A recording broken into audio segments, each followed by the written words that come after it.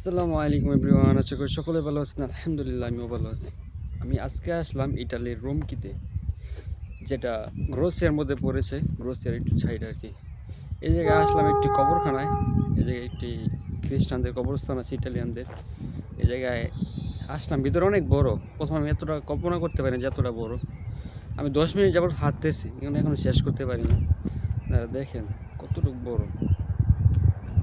এই জায়গায় অনেক ইটালিয়ানদের কবর আছে, প্রায় হাজার হাজার কবর এই জায়গায়, তার থেকে বেশি হতে পারে। তো এর মধ্যে একটি মুসলিম কবর দেখলাম, আমি জানি না কোন দেশের, ওইটা লেখা নাই, তবে মুসলিম আমি সেটা বুঝতে পারছি। সেখানে আল্লাহ আকবার লেখা আছে, আর বাকি সব যা আছে সব খ্রিস্টানদের কবর এই জায়গায়। তো দেখেন আপনারা, অবশ্যই ভালো লাগবে এরকম জায়গায় ঘুরতে। একটু ভয়ও করে, কিন্তু আবার ভালো লাগে। মরার পরে আমাদের সবাইকে এই জায়গায় আসতে হবে। আমরা যতই কিছুর মালিক হই না কেন, যত বাড়ি গাড়ির মালিক হই না কেন, লাস্ট মুহূর্তে এই জায়গায় আসতে হবে, এই কবরস্থানে আসতে হবে। এদিকে বাচ্চাদের কবর, এখানে বাচ্চাদেরকে কবর দেওয়া হয়। ছোটো ছোটো বাচ্চা যারা মারা যায় ওদেরকে।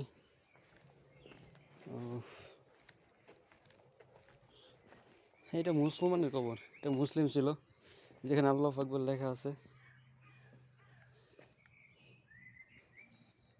এই জায়গায় মুসলমানদেরকেও কবর দেওয়া হয়, বা ইটালিয়ানদেরকেও কবর দেওয়া হয়।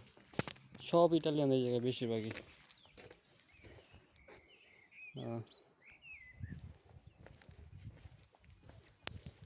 এখন হয়তো নতুন করে কোনো কবর দেওয়া হয় না এই জায়গায়।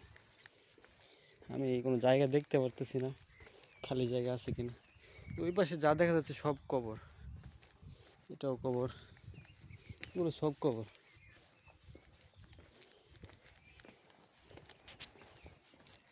অনেক বড় একটা এরিয়া।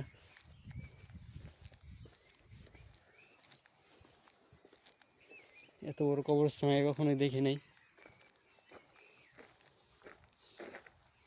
এদিকে পুরোটা কবরস্থান।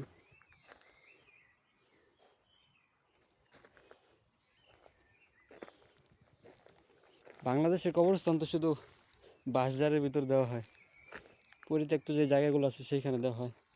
আর এইখানে দেখেন কত সুন্দর সুন্দর জায়গায় দেওয়া হয়।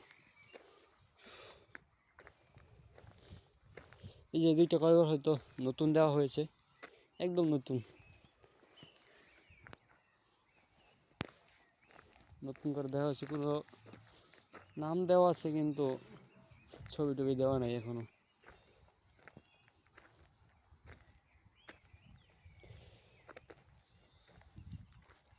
এই পর্যন্ত একটি মুসলিম কবর দেখলাম এই পর্যন্ত, আর সব খ্রিস্টান ইটালিয়ানদের কবর এই জায়গায়।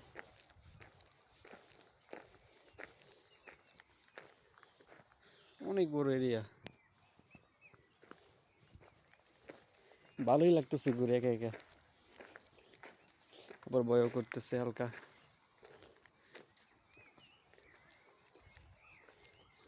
অসম্ভব সুন্দর জায়গাটা, না দেখলে বুঝতে পারতাম না। এদিকে আসছিলাম হঠাৎ করে সাইকেল দিয়ে, হঠাৎ করে এদিকে চোখ গেল, দেখলাম ও এদিকেও আছে অনেক বড়। ওই যে একজন ইটালিয়ান মহিলা, হয়তো ওনার কেউ লাগে, উনি দেখতে আসছে, কবরটি মুছতেছে। আর একজন গাছ টাছ নিয়ে আসছিল, হয়তো বা গাছ লাগিয়েছেন।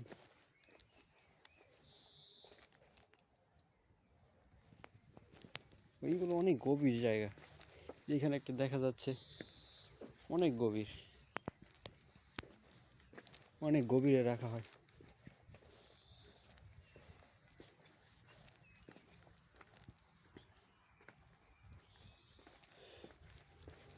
অসম্ভব সুন্দর জায়গাটা।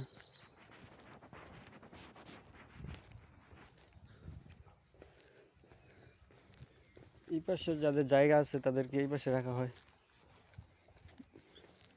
আর ওই পাশে একটার উপর আরেকটা রাখা হয় অল্প জায়গার মধ্যে। আর এইগুলো সব সিরিয়ালে, শুধু একজন করে রাখা হয় এক জায়গায়।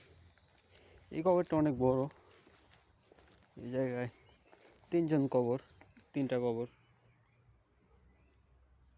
এই পাশে একটা কবর রাখা আছে, ওই পাশে একটা কবর রাখা আছে, আরেকটা কবর মাঝখানে দেওয়া হবে। ওইটা এখনো মনে হয় মারা যায়নি, ওটাকে মাঝখানে রাখা হবে, 3টা কবরের জায়গায়। এগুলো সেম, দুই পাশে দুজন রাখা হয়েছে, মাঝখানে আরেকটা জায়গা রাখা আছে। শত শত হাজার হাজার কবর এই জায়গায় খ্রিস্টানদের। একা একা ঘুরতেছি, সবার ছবির সাথে সব কিছু দেওয়া আছে এই জায়গায়। ও নো,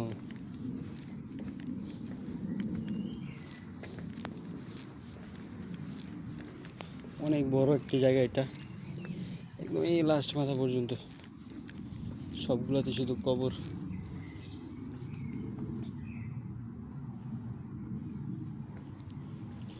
এগুলোর ভিতরে তাদেরকে কবর দেওয়া হয়, আর তাদের ছবিগুলো এই জায়গায় রাখা আছে। দেখতে অবশ্য অনেক সুন্দর, একটু ভয়ঙ্কর আর কি। একা একা ঘুরতেছি।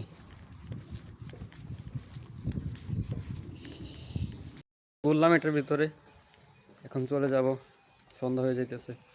আমাদের এখান যেতে আরও প্রায় 1.5 ঘন্টার মতো লাগবে আমার সাইকেল দিয়ে। তখন বেরিয়ে যাব, আর থাকবো না। তবে জায়গাটা অনেক সুন্দর, ইনশাল্লাহ আবার আসবো দেখার জন্য। যদি দেখতে পারতাম ইটালিয়ানদেরকে বা খ্রিস্টানদেরকে কিভাবে দাফন করা হয় বা কিভাবে কবরে রাখা হয়, তাহলে জিনিসটা একটু অভিজ্ঞতা হতো। সো দেখতে পারলাম না, ইনশাল্লাহ আরেকদিন আসবো, অবশ্যই আপনাদেরকে দেখানোর চেষ্টা করব খ্রিস্টানদেরকে কীভাবে দাফন করা হয়। সো ভালো থাকবেন সবাই, বাই বাই, আসসালামু আলাইকুম রহমতুল্লাহি ওয়া বারাকাতুহু।